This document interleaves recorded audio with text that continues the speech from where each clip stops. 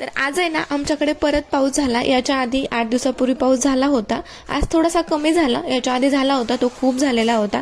तो गारांचा पाऊस होता. पण आजही खूप जास्त पाऊस होता आणि वातावरण तसं पाऊस झाल्याच्या नंतर खरंच छान होतं ना. पण बघा आता ह्या झाडांची हालत एवढी खराब होऊन गेलेली होती.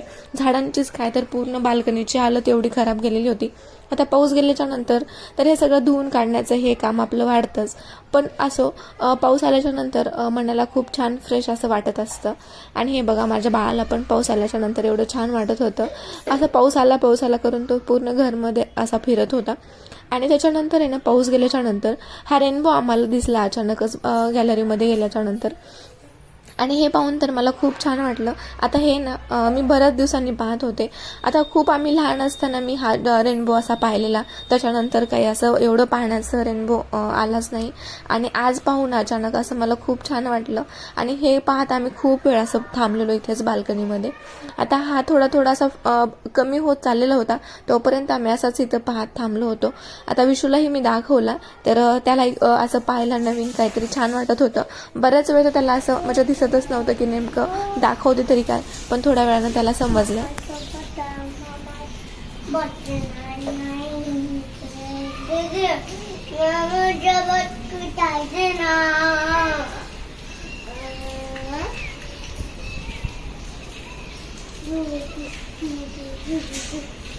ते बघ बाळा रेनबो बघायचं का तुला? हे बघ हे बघ.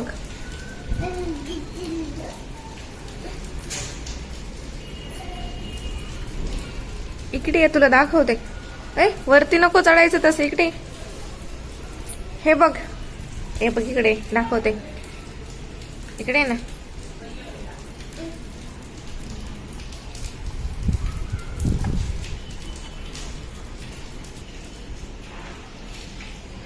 दिसतोय का तुला?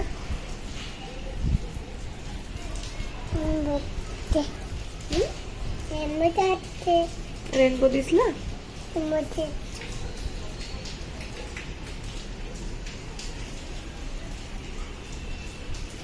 कुठे दिसला तुला?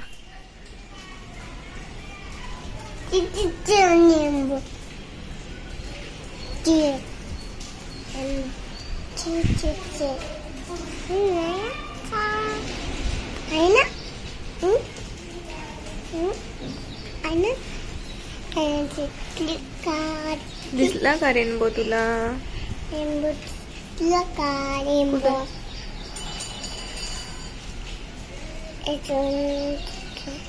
विशूला रेनबो दिसला का? कुठे? हात तसा हात काढू. हात काढू. दाखव रेनबो कुठे? हो दिसला दिसला. ते बघ ते बघ. काऊ आहे का? काऊच्या पलीकडे तिकडे दिसतोय का?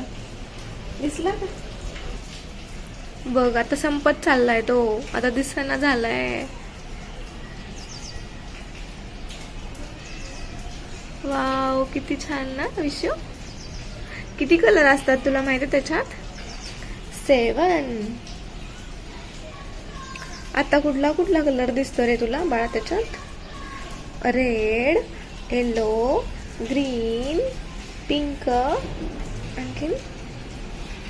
आणखीन कोणता दिसतो रे विशू? मला तर एवढेच दिसतात. तुला पण एवढेच दिसला? हो ना मला पण एवढंच दिसले. आता पाऊस पडून गेला त्याच्यानंतर आहे ना आता इकडे ना काय होतं आमच्या इकडे थोडंसं आता सगळीकडे सिलेंडरचं शॉर्टेज आहे. त्याच्यामुळे ना चुलीवर थोडंसं स्वयंपाक करायला लेडीज जिथे पॉसिबल आहे तिथे बनवतात. तर आमच्या इकडेही बनवतात. तर आता आमची इच्छा होत होती की चला आपणही असं एखाद दिवशी चुलीवर बनवून काहीतरी असं खाऊया.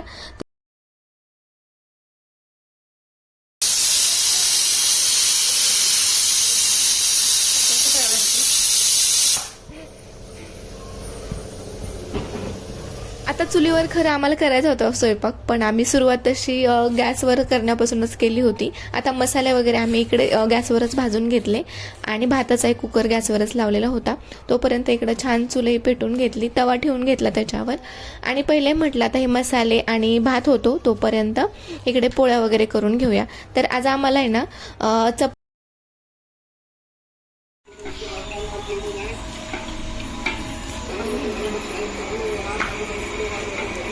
जेवणामध्ये आज आम्ही आहे ना चपाती, ज्वारीची बाजरीची भाकरी, छोले आणि मटकीची मिक्स भाजी आणि थोडंसं वांग्याचं भरीतही बनवणार होतो.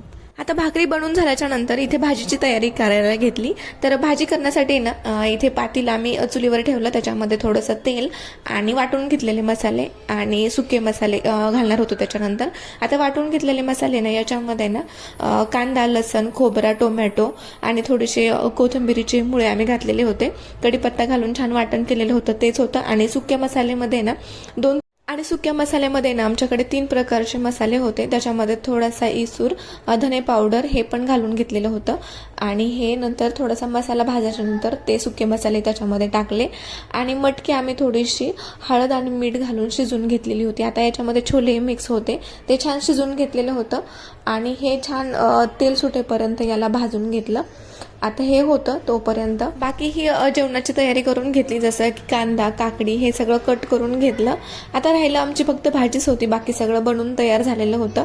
आता भाजी बनवायची आणि थोडीशी हारावरती त्याला शिजवून द्यायची एवढंच बाकी होतं. पण भरपूर उशीर झालेला होता आम्हाला हे बनवण्यासाठी. आम्ही बनवायलाच थोडंसं उशिरा लागलेलो होतो, त्याच्यामुळे भरपूर उशीर झाला बनवायला आणि जेवायलाही उशीर झाला. पण असं कधीतरी बनवून खाण्याची मजाच वेगळी.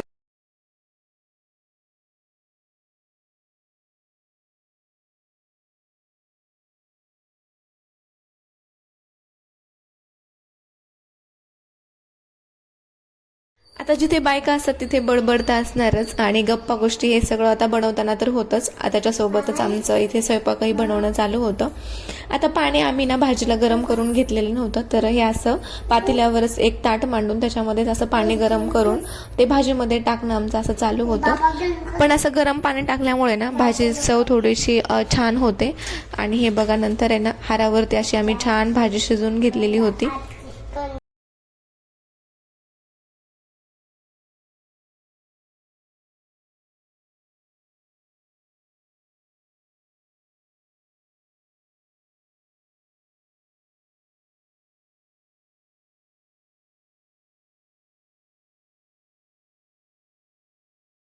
आता ह्या सगळ्यांमध्ये ना माझं बाळपण सगळ्या गोष्टी सगळ्या छान एन्जॉय करत होतं. आता त्याला खेळायला तर भरपूर खेळण्या होत्या तिथे. आता खेळण्याच्या व्यतिरिक्त असं काहीतरी भेटलं तर आमच्यासाठी खरंच चांगलंच होतं. आता हे चिमटे त्याला घेत होता, माझ्या हातामध्ये देत होता आणि परत ठेवायचं हे काम त्याचं तिथे चालू होतं. आता खेळण्या वगैरे पण त्याचं खेळणं चालूच होतं सोबत. हे असं काहीतरी होतं त्याच्यामुळे त्याचं तो खेळत होता छान.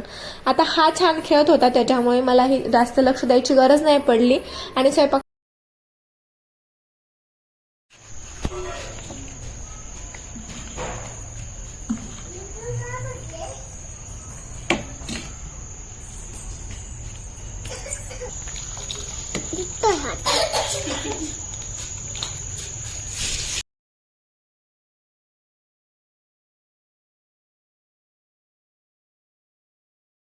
आता हे वांगे आहे ना आम्ही ह्याच हारामध्ये चुलीमध्ये भाजले होते.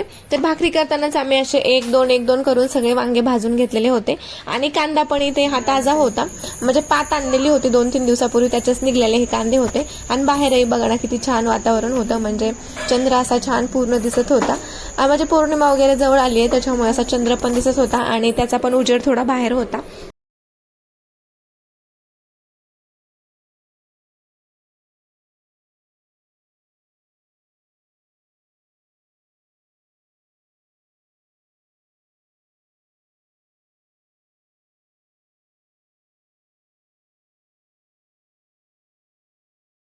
आता बाकी विशू बाबा त्यांचे जेवण आधीच झालेले होते, आमचे जेवण बाकी होते, त्याच्यामुळे हा अर्धा स्वयंपाक होता सगळा. आणि हे बघा ना भाजी किती छान दिसत होती, पण थोडीशी स्पायसी झाली होती. आता 2-3 प्रकारचे मसाले याच्यामध्ये मिक्स होते. भाजी, काकडी, कांदा, लिंबू, फरसाण, वांग्याचं भरीत, ज्वारीची बाजरीची भाकरी, चपात्या, असं आमचं जेवण छान झालं.